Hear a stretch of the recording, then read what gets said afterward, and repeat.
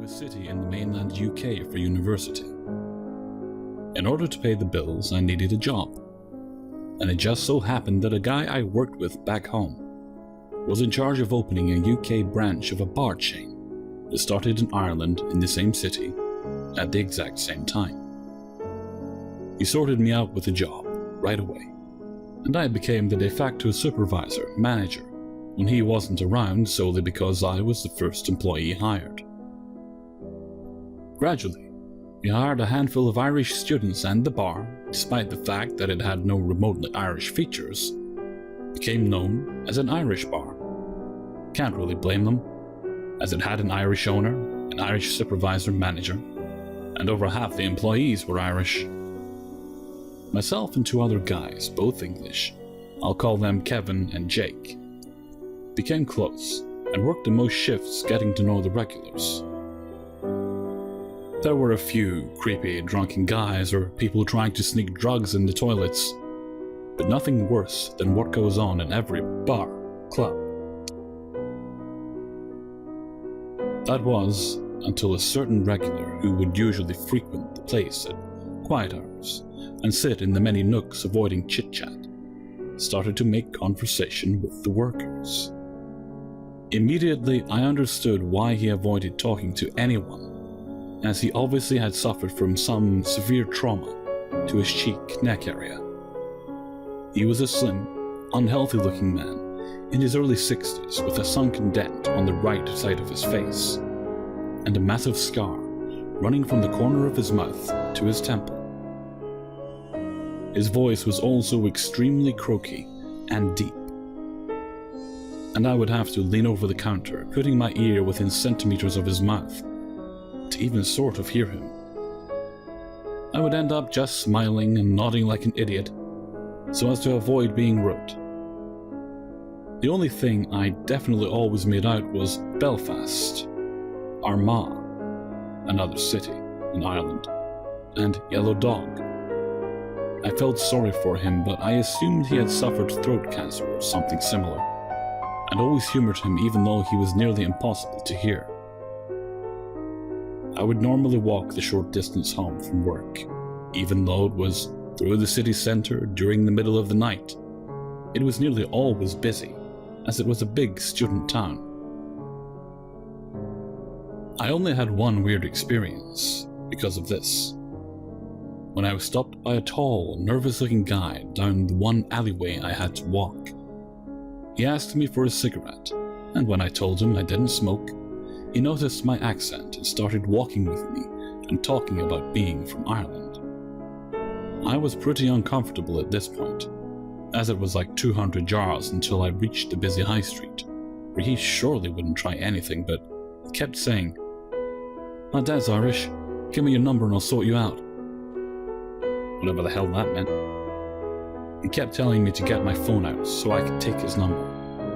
It was obvious to me that he just wanted to see if it was worth stealing, so he could mug me. After much insistence that I was okay, he eased off as we neared the high street and said, "I like you, mate. If you ever get in any bother, tell him you're Jameson's cousin." I just mumbled, "Thanks," and figured I was lucky to get out of being mugged. When I mentioned this to Jake, he laughed and told me that I definitely was lucky, as the Jamesons were the main gang in the city. He told me that they were traditionally Irish travelers, but mostly now English, and liked to look after their own. Cool. I was an honorary gang member, I thought, and forgot about it. Months later, we were talking about some of the characters that show up at the bar, and a member of the door staff who was joking around said to me, "I'm surprised you're so friendly with a para." He explained that the scarred regular was a member of the British Army Parachute Para Regiment and had served in Ireland. I should now explain why I've mentioned Ireland so much thus far. For people that don't know, there has been plenty of death and heartache in Ireland going back hundreds of years. In 1916, it was split into the bottom 26 counties known as the Republic of Ireland, independent, and the top 6 counties became Northern Ireland, controlled by the British government. Belfast, where I'm from, is the capital of Northern Ireland and experienced its worst time from the 1960s to 1990s, known as the Troubles. Nationalists, Republicans, wanted a full 32-county United Ireland, were at war with Unionists, Loyalists, who wanted to remain under British rule.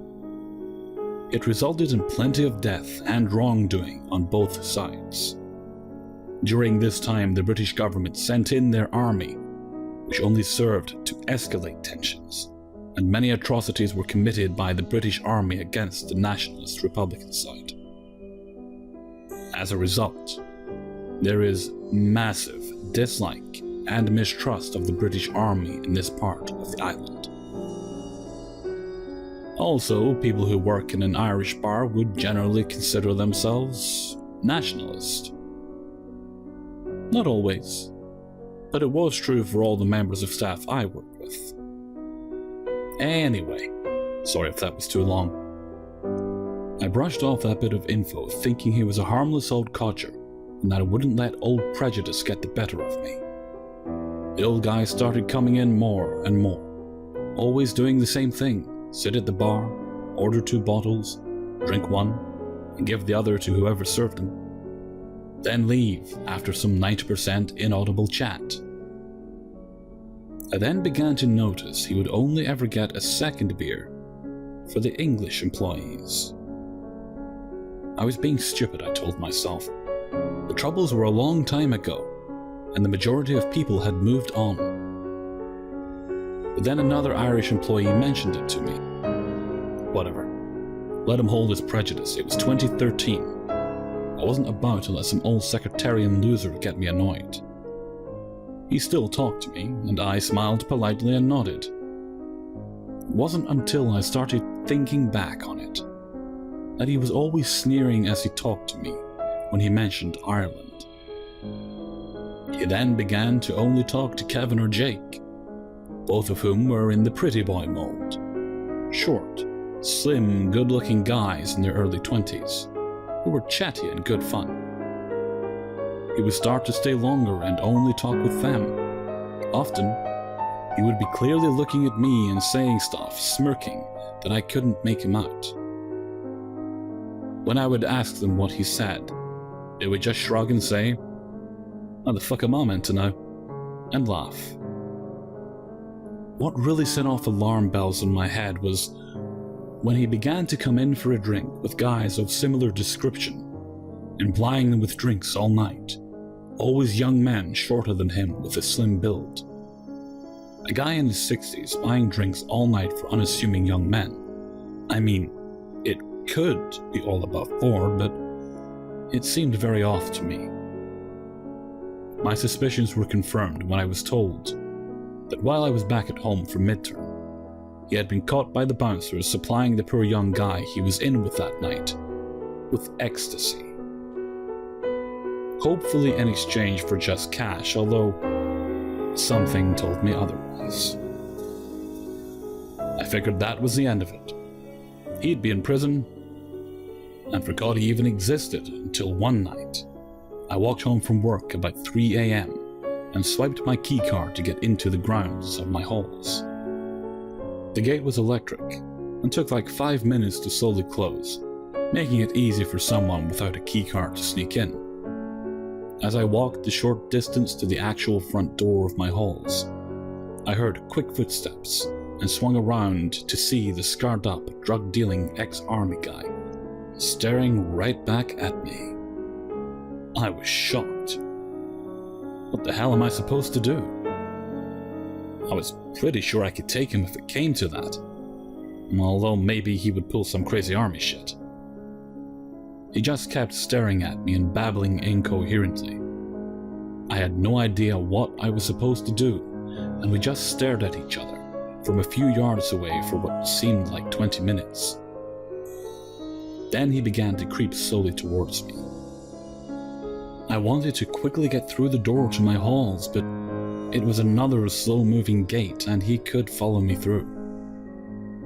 I was mentally preparing myself to have to get physical with this guy, when I desperately remembered my run-in with a gang member. "Listen, mate, I'm a cousin of the Jamesons. Do you want me to get them on the phone?" I blurted out. I was pretty anxious in case he said, "Yes, go ahead, and let them come round." But after a few seconds, his face broke out into a familiar, disgusting smirk that kind of said, "I'm almost certain you're bullshitting me, but I'm not about to risk it." He turned and vaulted the now closed gate with unnerving ease. I didn't see him again for the rest of the year, but found out when I returned in September from the bouncer who caught him with the drugs and had been involved with the prosecution that he was now in prison. He was indeed an ex-British Army soldier who had served in South Armagh, a particularly bad area during the Troubles, for a soldier to be based, with the Yellow Dog Parachute Regiment. He was notorious for preying on young students and supplying them with drugs in return for sex. He also had an intense hatred for Irish people. I'm assuming he had some pretty rough times while serving there, and liked to do the rounds of all the Irish bars taunting their staff. As a result of this, he became an enemy of the Jamesons for years. The creepiest thing from all this is that on thinking back, I'm pretty sure that he was saying some pretty racist, xenophobic things to me every chance he got, but I just nodded like an idiot because I didn't want to be rude. I shudder to think what he was actually saying to Kevin or Jake. So creepy, scarred-up, ex-army, drug-dealing, Ireland-hating sex predator guy. Let's not meet again. But slightly less creepy Jameson gang member. I suppose I owe you a beer. Johnny's Pizzeria is a half block from my house, and Wednesday night is cheapo pizza night. I live alone in an okay neighborhood a few miles outside of a rough but improving city. On many a Wednesday and then Thursday and Friday, I have some pizza. I usually walk to get the pizza, but it was raining this night, so I drove the half block. The only patron in sight, 5'7", dark hair, slight build, American Psycho's Patrick Bateman, without Christian Bale's build or looks. Or personality, I reckoned, as I watched him awkwardly engage an employee. He asked him if he had seen Hateful Eight, with the break in the middle. He asked him a few times about the break, but never using the word intermission, and the employee looked a bit confused. The guy behind the counter said he saw it on a website with no intermission. I thought maybe Mr. Bateman was an old friend of the employee. He said he was moving to LA in June to pursue a career in stand-up. Based on the counter guy's lack of reaction, I didn't think he knew him. I was bemused, but avoided eye contact with Bateman. My desire was for cheese, pepperoni, mushroom, red sauce, and dough, without the crazy. Bateman then bought a $1.63 cookie, and the woman at the till rang him out and told me my pizza was finishing up in the oven. So I sat at the booth nearest the counter, and Law & Order's theme song and title credits blurted out on the sole large TV in the place. Cookie in hand, Bateman sidled up to my booth and said, "You know, these special crime unit cases, they're all anal crimes, like crimes involving people getting anally raped." I was aghast. Fuck. Is this guy's idea of a stand-up routine? It needs some work. Yeah, well, it's the holiest of holes, I guess, I blurted out. In retrospect, I wonder if he got the Tarantino reference. I saw the mental illness in his eyes. Bateman sat, uninvited at the narrow booth. Our knees knocked. He offered me some of his cookie. No, sir, thank you. I don't want any of your cookie. You bought it. It's yours. I wanted my pizza, goddammit, not a cookie. Bateman stands up and says, "Don't be such a creep. You don't want any of my cookie? That's fine." He then awkwardly staggers around the room, looking for anyone else to engage. The staff are busying themselves. I am his only victim. "So, what is your favorite band?" "Sir, don't take it personally, but I just don't want to talk to you." He hovered around the joint, pacing around. Standing in front of the exit, I thought he was going to stand there to be an obstacle after my food was done, then moving when another patron came in. Apparently, Mr. Bateman ordered a chicken taco, and it arrived. Thankfully, he left to eat it. I kept an eye on the ovens and the parking lot to see where he went to. When my pizza was done, I asked the woman at the till whether she knew him, and told her I was disturbed by my interaction with him. She said no, but said that earlier a man had come in, ate the sugar packets, and bombed the slice from a family eating there. Typical junkie behavior. I said it must be a full moon, and thanked her. I saw that he was at the edge of the parking lot, looking out toward the road, far enough away that I could safely get in my car. I did, and pulled out, and saw him staggering up the sidewalk toward my house. He was looking at the houses along the way when I passed him. He spun around to look at my car. I drove around the block and realized, because I was only going to be out for 5 minutes, and I'd be coming back home with a pizza box in hand, I didn't lock the front door, and I had left my phone at home. When I came back around the block, he was still on the sidewalk near my house. It was raining out. Mr. Bateman was, to all appearances, mentally ill.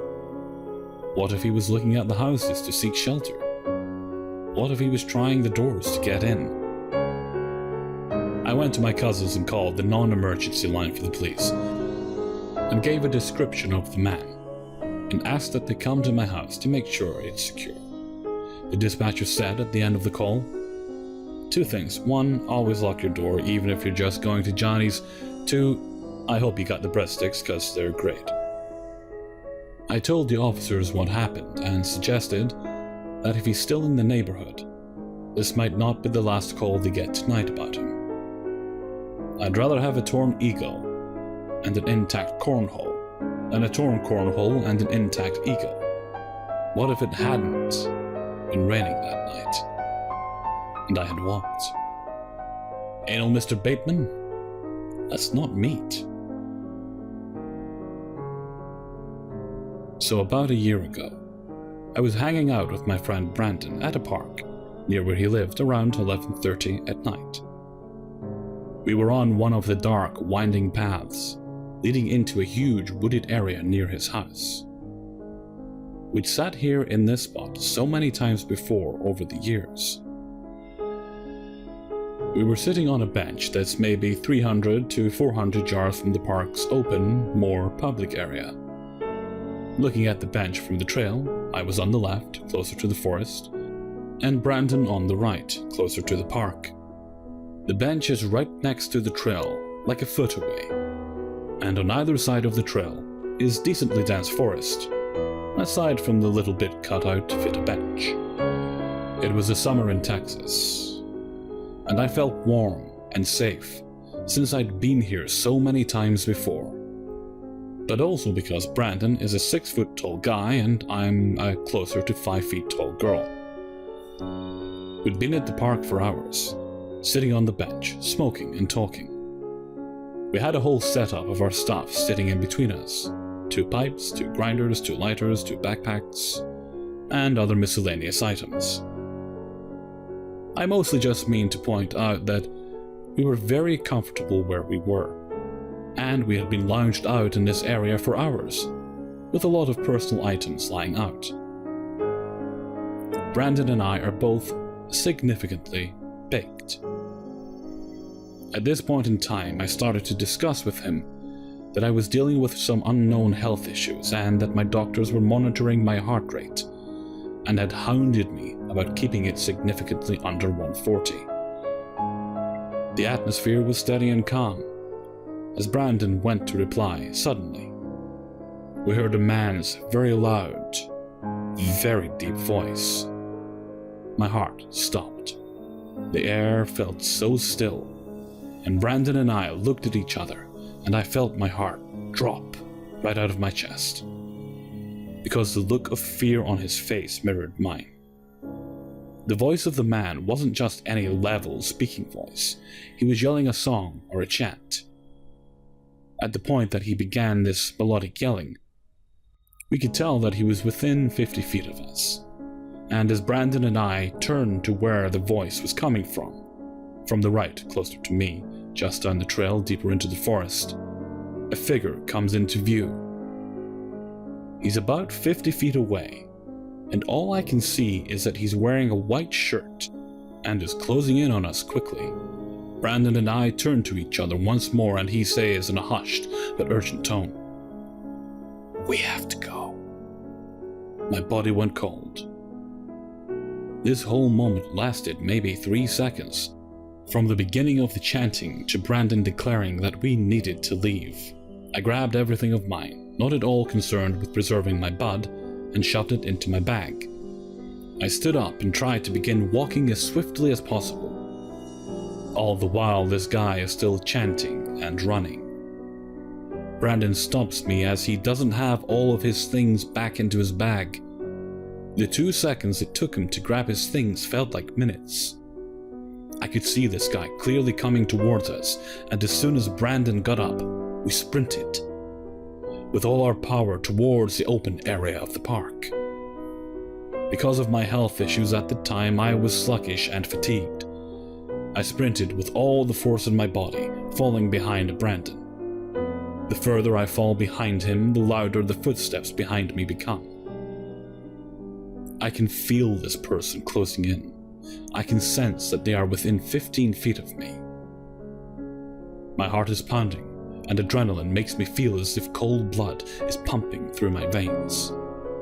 All I could do is push and try my best to keep up with Brandon, who was clearly trying to hold up so I could catch up, but also obviously didn't want to face whatever was just feet behind us.